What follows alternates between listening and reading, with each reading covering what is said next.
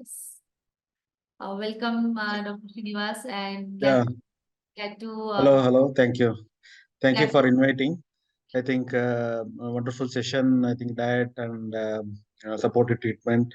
So I think this is the need of the hour for most of the patients because we concentrate more on the chemotherapy and the supportive treatment as important as the core treatment for cancer, I think, most probably. So definitely nutrition plays a big role in any of the patients, whether it is early stage disease or the metastatic disease. So shall I share my screen? Yes doctor, Yeah. मैं आपको को host बनाती हूँ। हम try करेंगे कि possible हम लोग सेशन को हिंदी में भी रखेंगे ताकि ज्यादातर लोग समझ सकते हैं। And so please allow me to introduce yourself. I know you need no introduction, people everybody knows you. So before that, I would like to share about World Cancer Day. So World Cancer Day, we celebrate 4th February, and today the purpose is to spread awareness, prevention techniques, what can we do during the treatment, after the treatment, recovery, recurrence prevention, and everything else that happens in this, to so that more and more people get to know about this and can heal themselves. हमारे साथ हैं doctor Srinivas BJ. He is a distinguished medical oncologist with more than 20 years of experience in the field. Dr. Srinivas has served as prime investigator for clinical trials conducted on various types of cancer and has authored several publications in reputed medical journals. He is the recipient of the President MBE Gold Medal. Dr. Srinivas firmly believes in the effectiveness of cancer awareness and serves as an active advocate of the cancer awareness program. I personally have been very a big fan and also follower of doctor's LinkedIn post, other social media posts where he spread awareness around different type of cancers and then coping up with the treatment, outcomes, and early detection, screening, prevention, and many others.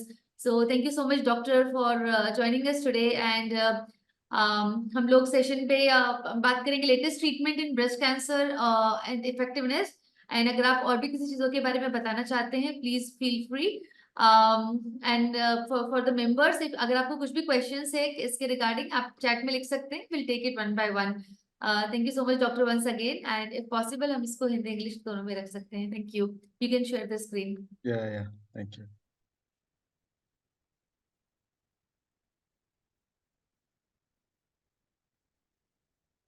Yeah. Hello. I think my screen is visible.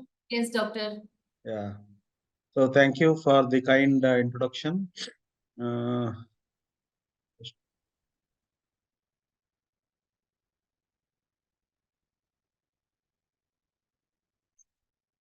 Actually, I have chosen for recent advances in oncology. So because Akshay told me we can go through that recent advances in oncology. So is that okay?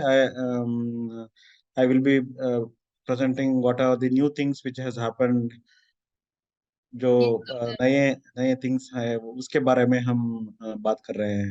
Is that definitely okay? Doctor. हम हाँ, क्योंकि काफी बार recent advancements के बारे में पता नहीं होता है, तो ये काफी अच्छा रहेगा कि सबको इसके बारे में ज्यादा पता चलेगा. And okay. हाँ, बस आपसे रिक्वेस्ट है कि हम थोड़ा सा 5 मिनट अगर क्वेश्चन आंसर के लिए भी निकाल सकते हैं, क्योंकि हमारे पास हाफ एन आवर है, तो काफी अच्छा रहेगा. लोग सबके क्वेश्चन आंसर्स हो सकते हैं. Thank you. या definitely.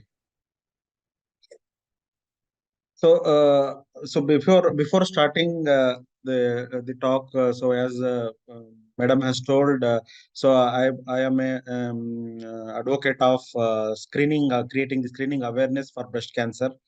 So I have started our campaign, Mom, It's Time for Mammogram, which is creating awareness for women aged more than 45 years up to 75 years of age. But particularly, we are concentrating 45 to 50 years of age because this is the age most of the people will be benefited when we do the screening program for these women. So it is irrespective of whether any of their family members have got breast cancer or any other cancers in their family or not. Definitely, at the age of 45 years, once in a year or once in 2 years. So this is the recommended. So this is the mom. It's time for mammogram is a screening awareness. So मैं आप जो भी यहाँ पे हैं, आप सभी अपने रिलेटिव्स, अपने आप को, अपने फ्रेंड्स को बताइए कि at the age of 45 years screening mammogram का जरूरत है, जो भी more than 45 years. So you can, आप अपने डॉक्टर को कंसल्ट कर सकते हैं। स्क्रीनिंग मैमोग्राम बहुत सारे सेंटर्स, इंडिया के बहुत सारे सेंटर्स में, बहुत सारे शहर में अवेलेबल है। ऐसा नहीं है कि ये नहीं मिलता, ये यहाँ पे नहीं होता, शायद रूरल शहर में नहीं मिलता, लेकिन all the cities and metro ये अवेलेबल है। तो मैं स्ट्रेस करता हूँ कि आप स्क्रीनिंग मैमोग्राम करवा लीजिए। अगर आपके कोई भी member more than 45 years age में है, अगर आपके कोई भी मेंबर 45 ईयर्स के एज के ऊपर है, और कोई भी एक family member already breast cancer है, तो ये बिल्कुल कंपलसरी बनता है कि आप स्क्रीनिंग मैमोग्राम जरूर करवा लें। इसका इम्पोर्टेंस क्या है? जब भी इसका स्क्रीनिंग मैमोग्राम का एडवांटेज ये है कि ये ब्रेस्ट कैंसर बहुत अर्ली स्टेज में पता चलेगा, और हम ब्रेस्ट कैंसर को क्यूर कर सकते हैं। डॉक्टर, वन रिक्वेस्ट, आपका या, स्क्रीन अभी भी फर्स्ट स्लाइड पे है, अगर आप मूव कर रहे हैं तो आई विल नहीं, रिक्वेस्ट। मूव नहीं कर रहा हूँ, अच्छा, वो, तब ठीक। हाँ, ओके। मूव नहीं कर रहा हूँ। मैं चीज सिर्फ स्क्रीनिंग के बारे में ही बता रहा हूँ। Okay, thank you. So so इसका इम्पोर्टेंस, स्क्रीनिंग मैमोग्राम का इम्पोर्टेंस ये है कि ये ब्रेस्ट कैंसर को अर्ली स्टेज में डिटेक्ट कर सकता है और क्यूर कर सकते हैं। इंडिया और वेस्टर्न कंट्रीज में डिफरेंस ये है, वेस्टर्न कंट्रीज में सभी ब्रेस्ट कैंसर ये स्क्रीनिंग मैमोग्राम पर ही डिटेक्ट होते हैं। ऐसा नहीं है कि हम 1 सेंटीमीटर ट्यूमर, 2 सेंटीमीटर ट्यूमर ऐसा नहीं देखते वहां पे। हम तो यहाँ पे 5-6 सेंटीमीटर स्किन अल्सर हुए होते हैं, ऐसे ऐसे ब्रेस्ट कैंसर हमको हमको देखने को मिलता है। तो ये स्क्रीनिंग मैमोग्राम करने से वो सभी हम भी हमारे देश में अर्ली स्टेज में क्यूर डिटेक्ट कर सकते हैं और क्यूर कर सकते हैं। यही इसका screening mammogram, moments time for mammogram, यही इसका इम्पोर्टेंस है। तो हम आज के टॉपिक में जाते हैं। रिसेंट द इंट्रोडक्शन फॉर, तो ऑन्कोलॉजी, आई थिंक आप सभी को पता है, कैंसर ट्रीटमेंट के बारे में है। Recent years have been significant progress in oncology research and treatment. तो पहली रिसेंट एडवांसेस में हम इम्यूनोथेरेपी के बारे में ही बात करते हैं, क्योंकि immunotherapy is the cutting edge treatment approach in oncology. हमारा कोई भी ट्रीटमेंट कंप्लीट नहीं होता अगर हम उनको इम्यूनोथेरेपी ना दिया है। I mean, our treatment doesn't complete if we don't give our immunotherapy to most of our patients. Because any patients who fails on multiple lines of treatment, even though it is not indicated, sometimes we try and we have got success. So जब भी patient fail होता है बहुत सारे treatment में, अगर immunotherapy नहीं दिया है, और एज पर स्टैंडर्ड इम्यूनोथेरेपी उस पेशेंट में इंडिकेटेड नहीं है, फिर भी हमने दिया है और हम सक्सेस देखा है कई पेशेंट में। So immunotherapy बहुत सारे revolutionize has revolutionized the treatment of cancer, and आप अब तक तो सभी कैंसर में हम इम्यूनोथेरेपी दे सकते हैं, हेड एंड नेक कैंसर से लेकर किडनी कैंसर और इंटेस्टिनल कैंसर तक भी हम इम्यूनोथेरेपी दे सकते हैं। सो ये क्या करता है, utilises the body's immune system to fight cancer cells. और सो ये आगे का स्लाइड आपको दिखाएगा कि हिस्ट्री कैसा हो। 2011 से इम्यूनोथेरेपी शुरू हुआ। मेलानोमा, वो स्किन कैंसर है, मेलानोमा में फर्स्ट आइडेंटिटी हुआ, ये इम्यूनोथेरेपी इसमें काम करता है। और उसके बाद कई सारे में, जैसे मैंने बताया, head and neck cancer, melanoma, lung cancer में, किडनी कैंसर में और लिम्फोमा में भी हम यूज कर सकते हैं। इम्यूनोथेरेपी का देने से पहले हम कुछ टेस्ट करते हैं, वेदर वो वर्क करता है कि नहीं। वो टेस्ट हम जो भी हम बायोप्सी निकालते हैं उसके ऊपर करते हैं, वो हम बोलते हैं PDL1 टेस्ट, MSI टेस्ट, और ट्यूमर म्यूटेशन लोड बोलते हैं। अगर कोई भी ऐसा ये एक पॉजिटिव है, तो इम्यूनोथेरेपी वर्क करने का चांसेस बहुत ज्यादा रहेगा।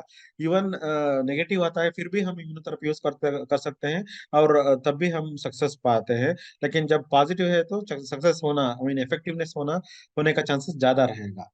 So these are the tests we will do before starting any immunotherapy. So ये कैसा करता है, काम कैसा करता है, इसका ये शॉर्ट वीडियो है। तो ये देख सकते हैं, हमारे इम्यून सिस्टम, वो T सेल के बारे में, ये हम जब भी कोई भी फॉरेन एंटीजन आता है, कोई भी इन्फेक्शन होता है, लेके कैंसर आता है, तो हमारा बॉडी में टी सेल होता है, वो यूजुअली फॉरेन एंटी बॉडी को, फॉरेन फॉरेन एजेंट को लेके, कैंसर सेल एक फॉरेन बॉडी जैसा कंसिडर करके उसको अटैक करने के लिए वो तैयार कर लेता है, और वो एक्टिवेटेड हो जाता है। वो T cells, body immunity activate हो जाता है।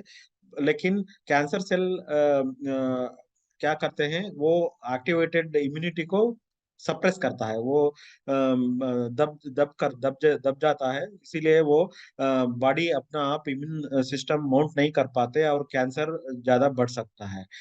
तो इसके हिसाब से बहुत सारे रिसेप्टर्स आते हैं, PD-L1 बोलते हैं, PD-1 रिसेप्टर लिगैंड ऐसे बोलते हैं, और इसके होने से ये कैंसर सेल इनएक्टिवेट हो जाता है, फिर से इनएक्टिवेट हो जाता है, और बॉडी इम्यूनिटी कैंसर सेल पे अटैक नहीं कर पाता। तो इसीलिए वो PD-L1 इनहिबिटर, वो इम्यूनोथेरेपी जैसे बोल रहे हैं ना, वो यहाँ पे आके बैठ जाता है, जो यहाँ पे ग्रीन कलर का लिगैंड है ना, वहाँ पे आके बैठ जाता है। आप देख सकते हैं, पेम्ब्रोलिजुमाब इज द इम्यूनोथेरेपी, वो यहाँ पे आके बैठ सकता है, बैठ जाता है, और कैंसर सेल इनको टी सेल को अटैक नहीं कर पाता, और वो जो भी सप्रेस हुआ होता है वो एक्टिवेट हो जाता है, जो बॉडी इम्यूनिटी टी सेल बोलते हैं उसको, एक्टिवेट हो जाता है, वो बॉडी के ऊपर, आई मीन कैंसर के ऊपर अपना इम्यूनो, आई मीन अटैक करने के लिए शुरू कर देता है। यही एक मैकेनिज्म है। तो सिंपल सी भाषा में बोले तो बॉडी इम्यूनिटी सप्रेस हो जाता है कैंसर की वजह से, और ये इम्यूनोथेरेपी वो बॉडी इम्यूनिटी को एक्टिवेट करता है, so that body's immunity act on the cancer cell. So ऐसे ही वो इम्यूनोथेरेपी एक्ट करता है, और इसका बहुत सारे सक्सेस स्टोरी हमारे पेशेंट्स में हमको देखने को मिलता है। सो ये एक पेशेंट का स्टोरी है। यहाँ पे मैं 58 ईयर का पेशेंट था, और ये बकल म्यूकोजा, यानी हेड एंड नेक कैंसर का पेशेंट था, और बहुत सारे कीमोथेरेपी रेडिएशन के बाद भी हम बोन में और लंग्स में बहुत सारे जगह में था, और हम वो फिर भी वो PD-L1 नेगेटिव था। हम कीमोथेरेपी दिया, कीमोथेरेपी देने के बाद almost 1.5 year patient the disease was under control because of the immunotherapy, even PD-L1 is negative. So इसीलिए मैं बोल रहा हूँ, जो भी patient multiple lines of treatment में फेल हो जाता है, कीमोथेरेपी देने से हम देखने को मिलता है कि वो कीमोथेरेपी काम करता है। तो ऐसे ही एक सक्सेस स्टोरी इस पेशेंट का है। तो ये पेट सिटी है, जहाँ पे वो दिखाता है कि yes there is a good response to treatment. और एक स्टडी है यहाँ पे, यहाँ पे ये स्मॉल सेल कार्सिनोमा, लंग का इन्फेक्शन, यहाँ पे आप देख सकते हैं पहले पिक्चर में, ये ब्लैक कलर का जो मांस है वो लंग का मांस है, लंग कैंसर है वो। और इम्यूनोथेरेपी देने के बाद ऑलमोस्ट आप देख सकते हैं, जनवरी 2021 में किया था, बाद में हम मार्च 2022 में, एक साल के बाद हमने किया, तो अभी डिजीज अंडर कंट्रोल में है। तो ऐसे ही बहुत सारे सक्सेस स्टोरी में हमको मिलेंगे इम्यूनोथेरेपी की वजह से। और एक 27 ईयर का नेसोफेरिंजियल कार्सिनोमा था। एक साल के ट्रीटमेंट बाहर से लेके हमारे हॉस्पिटल में आए, तो हम देख सकते हैं यहाँ पे लंग कैंसर, लंग में स्प्रेड हुआ था। और और ये कीमोथेरेपी और इम्यूनोथेरेपी दोनों कॉम्बिनेशन देने के बाद ये आप देख सकते हैं यहाँ पे क्लियर हुआ है, पहले पिक्चर में 2020 में, और 21 मार्च 2021 में आप देख सकते हैं ये लंग मास क्लियर हुआ है। अभी भी इम्यूनोथेरेपी ले रहे हैं, ऑलमोस्ट 30 साइकिल्स ऑफ इम्यूनोथेरेपी वो पेशेंट ले चुका है, और इनका PD-L1 ज्यादा था, 50% था, तो इसीलिए सक्सेस रेट ज्यादा है इस पेशेंट में। तो ये one more example of immunotherapy working in this patient. So the same patient is in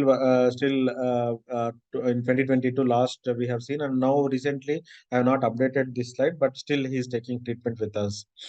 So coming on to precision medicine, precision medicine क्या होता है? जैसे जैसे हम पहले, before the advent of genetic testing in tumours, genetic testing हम अब most of the tumours biopsy जो सैंपल आता है उसमें जीन्स टेस्ट करते हैं हम। जीन टेस्ट क्या होता है? Genetic makeup of the tumour, because most of the cancers are because of gene mutation deletions, इसके वजह से ही होता है। हम पहले क्या करते थे, जीन म्यूटेशन टेस्टिंग से पहले सभी पेशेंट, जब भी कैंसर होता है सो सभी पेशेंट्स को कीमोथेरेपी, अगर सर्जरी रेडिएशन होने के बाद next step is chemotherapy, different types of chemotherapy, different tumour. अब ऐसा नहीं है, हम पहले genetic makeup of the tumour, like tailor made individual, for that individual what is required, we usually decide by doing the genetic testing. पहले ऐसा नहीं था, सभी पेशेंट को, वेदर वेदर वो लंग कैंसर का पेशेंट है या ब्रेस्ट कैंसर का पेशेंट है, कीमोथेरेपी कीमोथेरेपी सभी में लगाओ, ऐसा ही होता था। लेकिन अभी जेनेटिक मेकअप के हिसाब से हम इम्यूनोथेरेपी देख सकते हैं और वो कीमोथेरेपी उस पेशेंट को काम करता है कि नहीं, वो देख सकते हैं। और ये इम्यूनोथेरेपी के हिसाब से कीमोथेरेपी रेजिस्टेंस है इनको, है कि नहीं, वो देख सकते हैं। वो सभी हम इसके लिए प्रिसीशन मेडिसिन बोलते हैं, tailor made treatment for particular individual, we call it as a personalised medicine और प्रिसीशन मेडिसिन हम बोलते हैं। तो ये एक एग्जांपल है लंग कैंसर का। सो लंग कैंसर एक बहुत ही अच्छा एग्जांपल है, way where the chemotherapy is at the last stage of, we consider it at the end. So almost 50% of the patients, there will be either the targeted therapy or the immunotherapy, and though only when there is a failure or there is a negative or these tests, then only we will consider the chemotherapy. So हम almost 50% of the patient में, सभी patient को हम ये molecular test करते हैं, EGFR positive है, ALK test positive है, ROS टेस्ट पॉजिटिव है, रेड पॉजिटिव है, ऑलमोस्ट 8 to 10 मॉलिकुलर मार्कर है। अगर वो कोई भी एक पॉजिटिव आया तो हम सिर्फ टैबलेट से ही ट्रीट कर सकते हैं लंग कैंसर को। तो अगर वो ये सभी 8 से 10 मॉलिक्यूलर टेस्ट ये बायोप्सी में करते हैं, अगर ये सभी टेस्ट नेगेटिव आए तो हम इम्यूनोथेरेपी भी शुरू यूज कर सकते हैं उस पेशेंट के लिए। अगर इम्यूनोथेरेपी के लिए वो पीडीएल1 परसेंटेज देखते हैं, अगर वो पीडीएल1 परसेंटेज बहुत ही कम आया तो ही हम कीमोथेरेपी ऐड करेंगे। तो ऑलमोस्ट 50% ऑफ द पेशेंट हम बिना कीमोथेरेपी के, एक साल 2 साल तक बिना कीमोथेरेपी के ही हम ट्रीटमेंट कर सकते हैं। तो ये बेस्ट एग्जांपल है प्रिसीशन मेडिसिन का, मेडिसिन के लिए बेस्ट एग्जांपल है। तो टारगेट थेरेपी इन एनएसएलसी, सो हम ऐसे ही ट्रीटमेंट कर सकते हैं। कीमोथेरेपी बहुत लास्ट में आता है लंग कैंसर ट्रीटमेंट करने में। तो target therapy are the drugs specifically target cancer cells, they are designed to block the growth and spread of the cancer, and different target therapies and effective, बहुत सारे targeted therapies है, जैसे हमने बताया बेवसिजुमैब है, और ब्रेस्ट कैंसर के लिए ट्रास्टुजुमैब इंजेक्शन से, बहुत सारे हम मॉलिक्यूलर टेस्ट करते हैं बहुत सारे कैंसर्स को बिफोर स्टार्टिंग द ट्रीटमेंट। अगर वो पॉजिटिव है तो उसके हिसाब से हम टारगेट थेरेपी चुन सकते हैं। तो एक एग्जांपल है टारगेट थेरेपी के लिए, 40 इयर्स फीमेल आए थे 2018 में, और वो ब्रेस्ट कैंसर का पेशेंट था। बहुत सारे आप देख सकते हैं ये सेकंड फोटो में, लिवर में बहुत सारे डिजीज फैल गया है, और ये पर्टुजुमैब और ट्रास्टुजुमैब और कीमो के साथ हमने दिया था। और ये पर्टुजुमैब ट्रास्टुजुमैब ये टारगेटेड थेरेपी है, हर टू करके हम एक टेस्ट करते हैं ब्रेस्ट कैंसर के बायोप्सी में। अगर वो पॉजिटिव है तो हम ये एजेंट ऐड कर सकते हैं।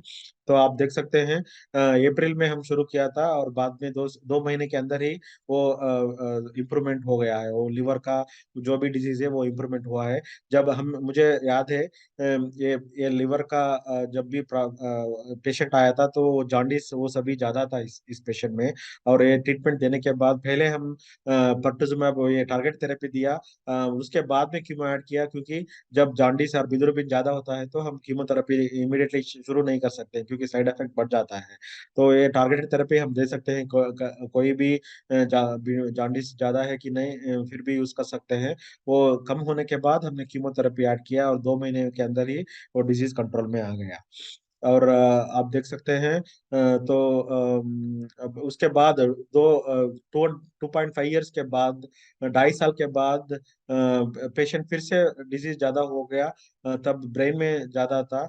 ब्रेन में डिजीज फैल गया था, और फिर एक बार हमने 2020 में टारगेटेड थेरेपी यूज किया. Tucatinib is one more tablet which penetrates the brain very well, and for HER2 positive patients, and she has done, we have given radiation, along with that we have given some this targeted therapy, and patients has done well for at least another 6 months to 1 year. And then we lost that patient maybe around 2 years, 1 year back, I think, most probably. So this is the example of targeted therapy, how हम use कर सकते हैं. तो precision medicine के बारे में मैं जैसे बोल रहा था, जेनेटिक टेस्ट करेंगे, जेनेटिक टेस्ट करते हैं. तो इस पेशेंट में जो भी हमने प्रीवियस स्लाइड में डिस्कस किया था, आप देख सकते हैं 2020 में हमने जेनेटिक टेस्ट करवाया था. तो ऐसे ही टेस्ट का रिपोर्ट आएगा, वो ट्यूमर म्यूटेशन अगर MSI पॉजिटिव है, DMB पॉजिटिव है, ये हमको बताता है कि अगर इम्यूनोथेरेपी काम करता है कि नहीं. आप देख सकते हैं यहाँ पे TDM1, ये ड्रग इनको ज्यादा इफेक्टिवनेस, एनहेंस्ड इफेक्टिवनेस ज्यादा रहेगा.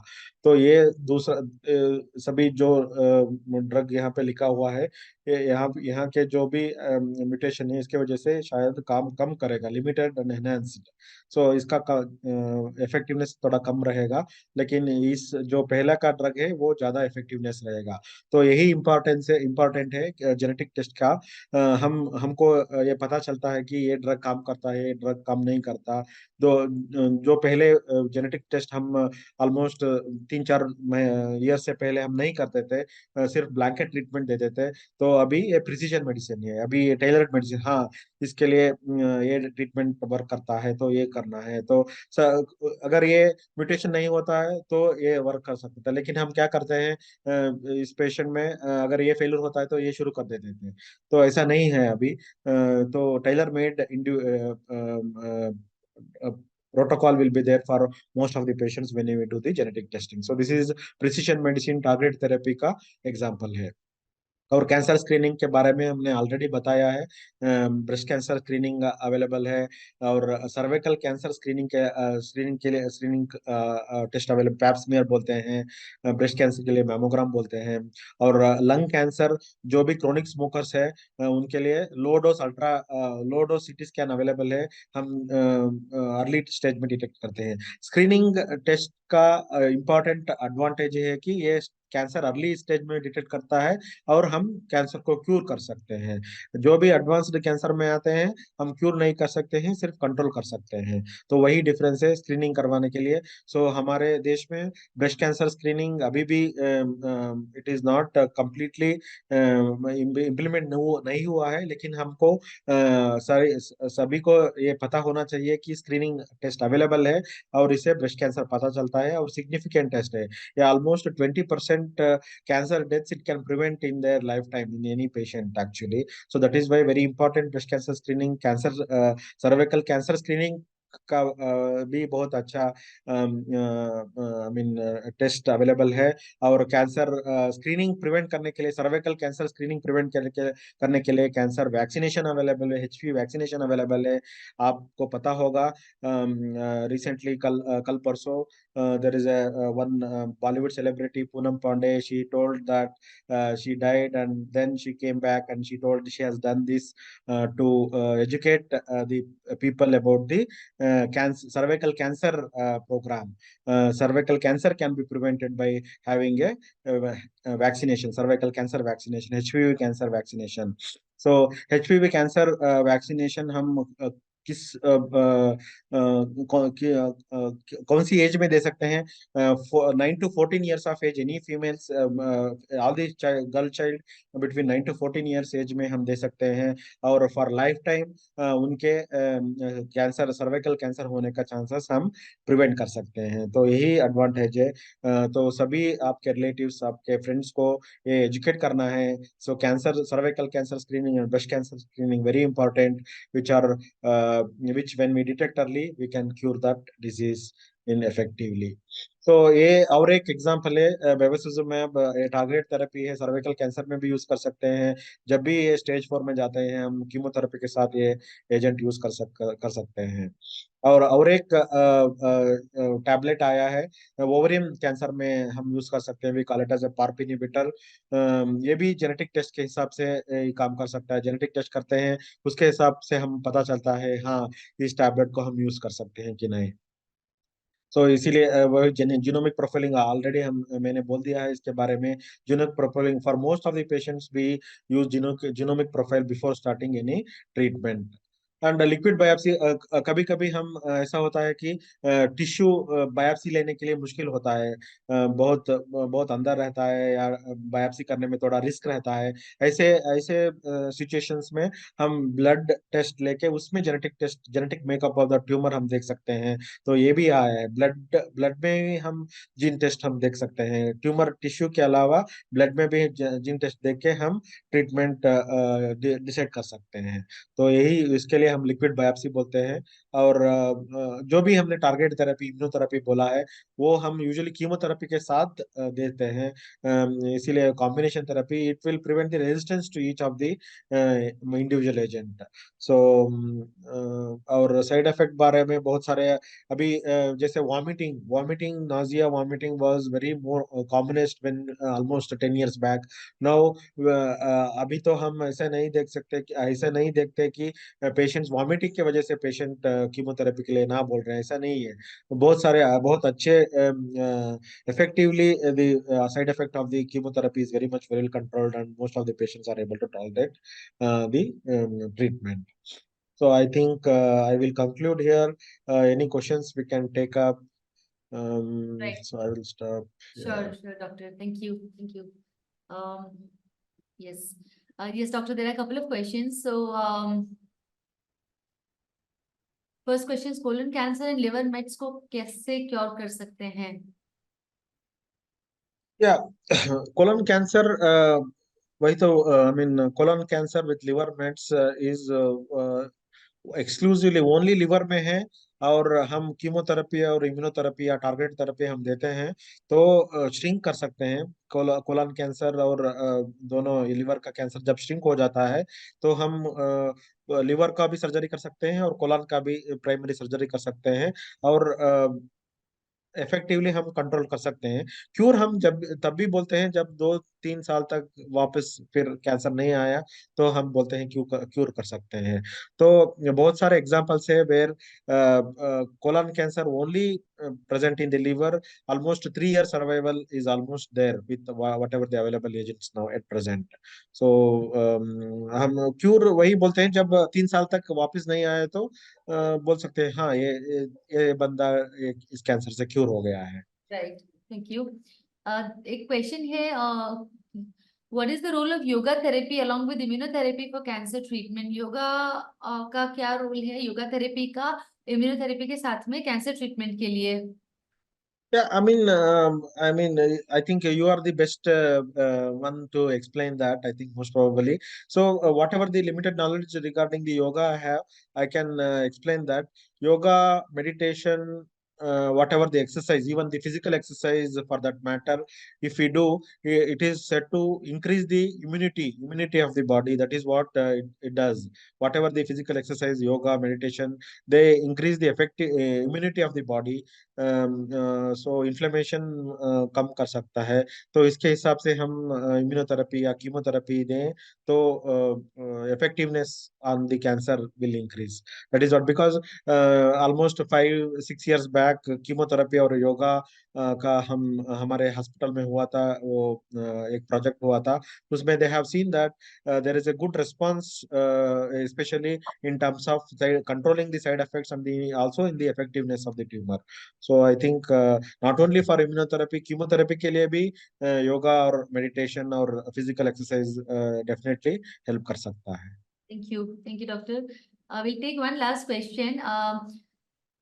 Hello, sir. Oral verrucous carcinoma has any specific genetic markers? Please highlight, and any specific chemotherapy medicine for oral verrucous carcinoma? Verrucous carcinoma is one form of aggressive cancer in oral cancer, and immunotherapy जब भी oral cancer has spread to different parts of the body or it has locally widespread हुआ है तो ही immunotherapy देते हैं, otherwise surgery और radiation और chemotherapy के हिसाब से वो कंट्रोल में आ जाएगा। तो ये वेरिकोस कार्सिनोमा हम ये स्क्वामस सेल कार्सिनोमा का एक वेरिएंट है, जो थोड़ा अग्रेसिव बोलते हैं, aggressive variant of squamous cell carcinoma. Immunotherapy definitely use कर सकते हैं, और whatever I have told, immunotherapy has revolutionized treatment. Definitely, it has revolutionized treatment, but it doesn't mean that 100% cancer will be cured. But still, with this treatment, still, अगर हम 10 patients को treat करते हैं, तो 3 या 4 patient के disease control में आते हैं, 30 to 40% या 20 to 30%. That is what the percentage worldwide it is. But still, that 20-30% still I feel a big number, and we have got success stories, so many success stories. Even before the indications were there, we have started the treatment and we have got success. Thank you. Thank you so much, doctor.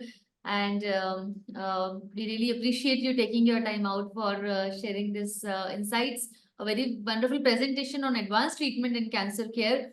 And काफी बार advance treatment के बारे में पता नहीं होता है, तो आपने इतना डिटेल में उसके बारे में हमें समझाया और क्वेश्चंस का जो आंसर किया।